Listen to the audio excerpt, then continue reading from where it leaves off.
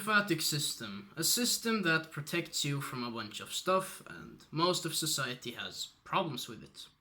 It's a system of fluid and certain organs that do different but similar things. Now, you probably haven't even heard of a lymphatic system, and that's because, even advanced biology courses don't mention this important system. This usually is a thing that comes into reality during med school for those fortunate enough to go to med school, if that is what they desire. And now, the lymphatic system is something, you could say, similar to the cardiovascular system, where there is fluid circulating through your body, but instead of blood, you have lymph, a clear fluid that has a bunch of functions, you could say.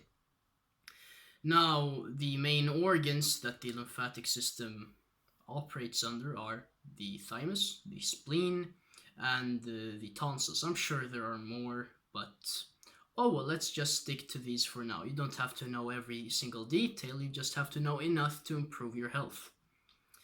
Now then, the first function is that you have a bunch of, or in some places, your capillaries, or the walls of your capillaries, are only one cell thick. Now, 20 liters of blood circulates through capillaries every day, I'm pretty sure. Now, 17 of these liters, or let's just say this, because of the wall is one cell thick, fluid seeps through. Now, 17 liters are reabsorbed directly, but 3 liters they just seep through. Now, the lymphatic system helps those 3 liters by redirecting them into the bloodstream. Otherwise, you'd probably, start looking like a balloon and then you would explode, I'm guessing. But probably not, you would just die, but it's a funny thought. Now, one important or very important function that got me hooked on this system, that made me really think about it, is that, you see, when you digest fat isn't absorbed into the bloodstream.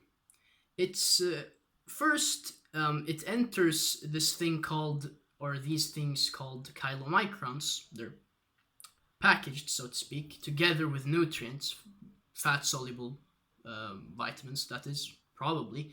And then these chylomicrons are too big to be absorbed into the bloodstream, so they enter this thing, or lacteals, which are the, you could say, absorption points to the lymphatic system.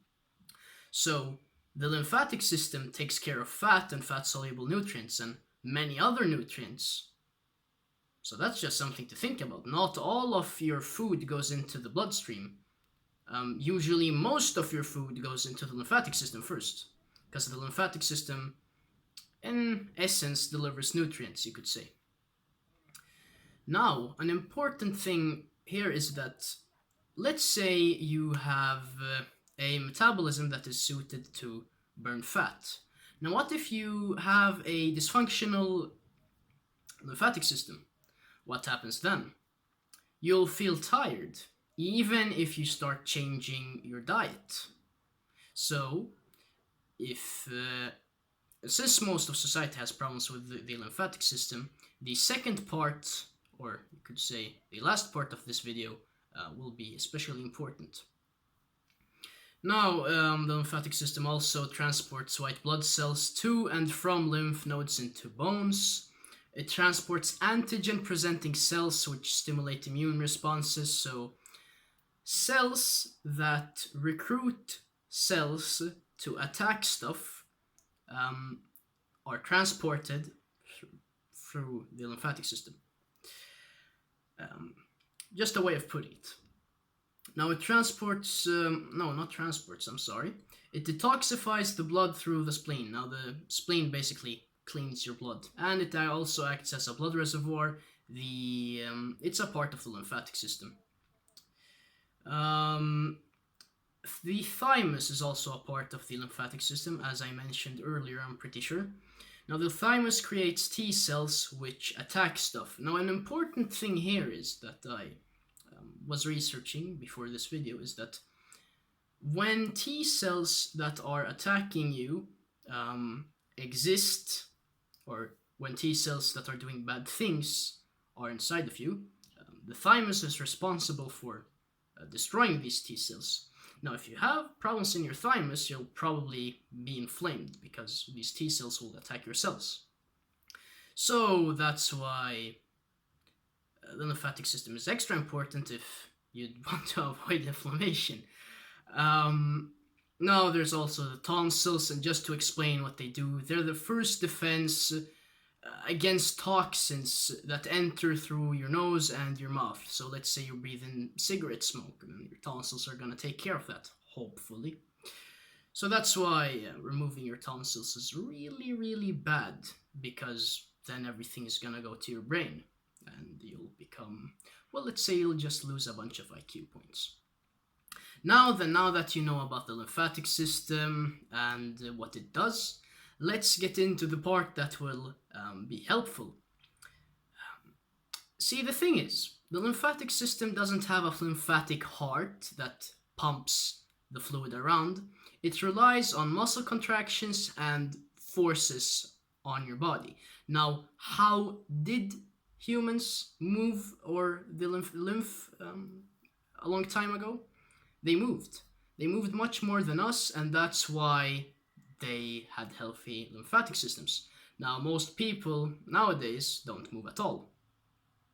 That is okay because of the solution that NASA came up with, which is rebounding. See, astronauts have an extra hard time moving their lymph, so they needed to find the best form of exercise in space, and that was, well, I don't know how they do it, but jumping on a trampoline moves the lymph in a very good way. Now, it's also better on the joints than running, and it's also more oxygen efficient, so you can do it for a longer amount of time. And I mean, it's probably the best form of exercise if you don't like exercising, because it's also fun. That's why kids do it. So I don't think I mentioned this, but this is called, or maybe I mentioned it, it's called rebounding, so jumping up and down. Now, jumping on a trampoline is probably the best way of doing it. If you run a lot, then naturally you're going to be jumping up and down, and then, or not jumping, but moving. Your body's going to be moved up and down, and it's going to be shocked from a G-force perspective, so you're going to be moving your lymph around. Then there's my way, or I mean the third way would be jumping jump rope, but my way is that, well, imagine that you're jumping jump rope, but remove the rope and remove the motion of the arms, and that's what I do for 3 minutes every day to move my lymph around. Because I feel like, or an important thing to recognize here is that if your lymph isn't moving, you're not detoxifying anything. It's also very important for detoxification, as you can tell by all the functions that it has.